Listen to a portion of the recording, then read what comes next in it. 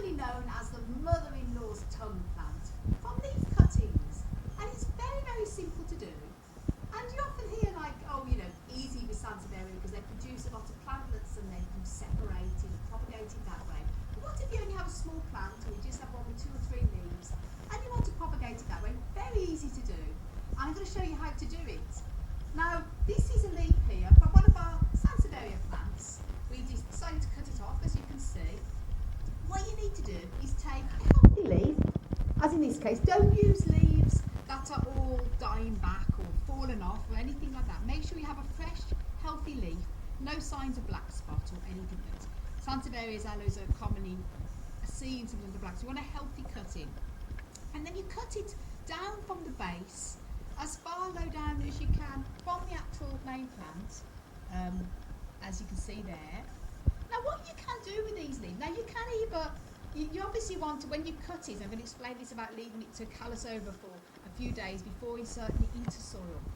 But you can either insert the whole thing like that, and what will happen, this bottom part here will send out roots, and then eventually little tiny plantlet will form, and this leaf will die back, and it uses the energy from the leaf to die back while it forms the little roots and the plantlet.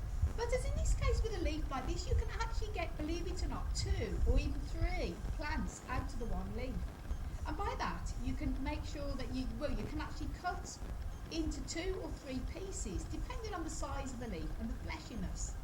And this leaf is sort of fairly thin, and it is fairly thin as in length and width.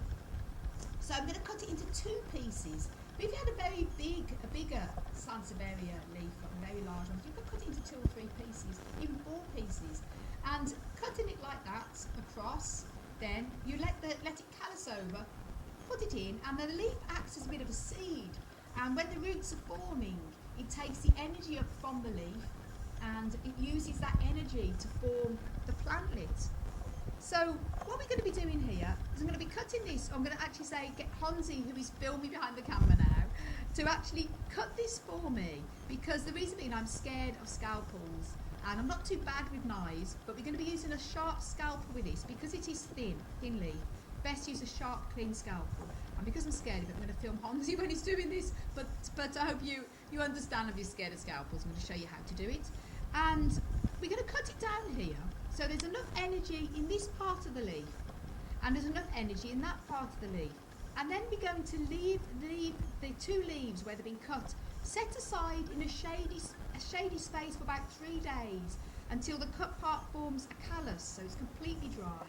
And then we're going to insert it then down that way into a well-draining soil mix, and then treat them as cuttings. And I'm going to show you after this how to do that. But this is just the cutting now, and we're going to follow on straight after that with how to treat them in cuttings and how to propagate. So first of all, I'm going to pass the camera, take the camera now off Hansi, and he's going to film, I'm going to film him, I should say, doing the incision, because I'm scared of knives. And by the way, if you're not familiar with Hansi, my wonderful fiance, do go over and subscribe to his amazing YouTube channel, Family of Cactuses and Other Beauties. Links will be up above. As you can see, great now. Camera off, Hansi. So now I'm behind the camera. And that's great. Yee. So there we go. Yeah, and I think here, you have to think that it shall be it have to be the same volume on these both. If I take it there, this is going to be too small, and this much bigger. Yeah.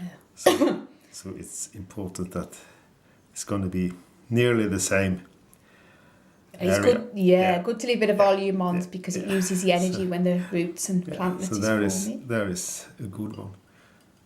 So just take it over here. Always make sure you use a clean knife for that. Yeah, so no infection. And that's great. That's really... So what we're going to do now is set these aside for probably 2 or 3 days. But 2 days might be enough because it's quite thin. And then we're going to insert it in the soil this way. And obviously that way where it's been cut that way. And treat them as cuttings. Put them into a well-draining soil mix. And then we will... I'm going to show you how to do that, obviously, after these have dried. So as I set these aside now for a couple of days, and that's that. Now guys, I've left this now for a couple of days, well 3 days now, and I'll just show you there, it's formed a hard callus all around the bottom where it's been cut, and the other one as well, as you can see. Now this is important because if you just cut it and then stick it straight into the soil, when it comes into contact with the soil it could cause it to rot. So with all succulents and cacti and succulent plants, you have to let them to callus over. There's some exceptions to some sedums and alliums and things that can sometimes just go straight into soil, but with this case here, Sansevieria does need to form a callus like that. Now what I've done, I've made up my own compost mix. The most important thing is that you use a well draining soil mix, preferably a seed or a seed and cutting sowing compost, because a low nutrient soil will help to encourage roots. Sometimes if you have a high nutrient soil it can discourage roots, not necessarily, but in this case it's better to go for a seed and cutting compost. And I've used here a loam based brand John Innes seed sowing compost, and I've mixed it with extra perlite, just about 30% perlite and 60% John Innes seed and cutting compost, giving it a good mix. Now all you need to do is, obviously this has to come in contact with the soil, because the bottom part is when the roots are going to come from, and then little tiny plantlets will form, and as the roots form and the plantlet develops, this leaf here is going to act almost like a seed, and it's going to use this for energy to live off while it develops, and then eventually this will go brown, come away, and you're left with a little plantlet. So you just need to put it in at a bit of an angle here, like that. So far down, probably about an inch down, so it's in complete contact with the soil there. And with this one as well, you need to make sure about that far down, about just under an inch in contact. You don't want to put it in all the way or too deep, because this part can rot. You just need to make sure it's coming in contact with the soil here. And I'm using the same pot because there's only a couple here, so it's not going to be a problem.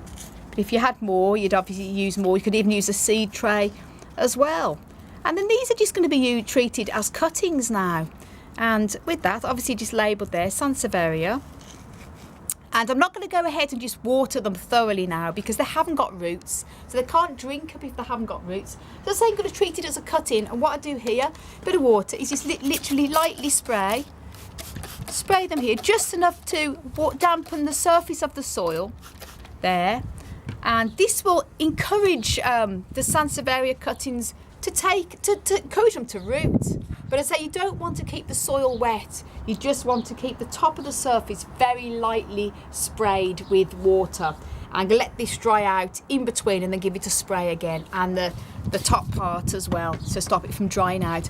And then I know I'm filming this in the sun because I'm filming it outside. I'm going to be putting this into a bright position but away from direct sunshine until it has formed its proper plantlets, and then once it's formed its proper plantlets, then I'm going to be potting them up individually into their own little pots.